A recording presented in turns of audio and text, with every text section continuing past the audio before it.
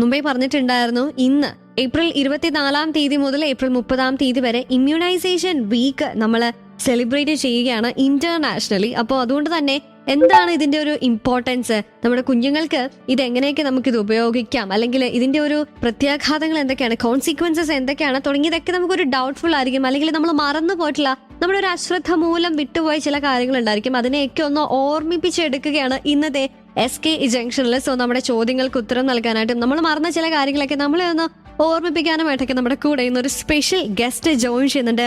So let's welcome doctor Anas K, consultant paediatrician and adolescent specialist from Apex Health Care clinic, Aluva. Doctor, welcome to the show. Good morning. Good morning.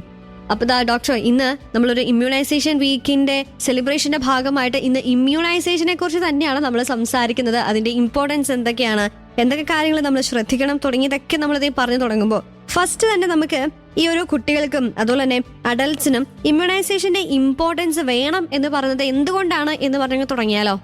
ശരി, നമ്മൾ immunisation ഇപ്പൊ കുട്ടികളിൽ പറയുകയാണെങ്കിൽ നമ്മുടെ ഇന്ത്യയിലെ കണക്ക് വെച്ച് മാത്രം നോക്കണേ തന്നെ അണ്ടർ 2 yearsലും അണ്ടർ 5 yearsലുള്ള മോർട്ടാലിറ്റി റേറ്റ്, കുട്ടികളിൽ ഉണ്ടായിരിക്കുന്ന മരണനിരക്കുകളുടെ അല്ലെങ്കിൽ മറ്റ് അപകടങ്ങളുടെ നിരക്ക് നോക്കുകയാണെങ്കിൽ അസുഖം വന്നിട്ടുണ്ടായേക്കാവുന്ന ബുദ്ധിമുട്ടുകൾ വെച്ച് നോക്കുമ്പോൾ ഒത്തിരി ലക്ഷങ്ങളോളം നമ്പേഴ്സ് നമുക്ക് കുറയ്ക്കാൻ പറ്റിയിട്ടുണ്ട് ഈ വാക്സിനേഷനോട് കൂടി.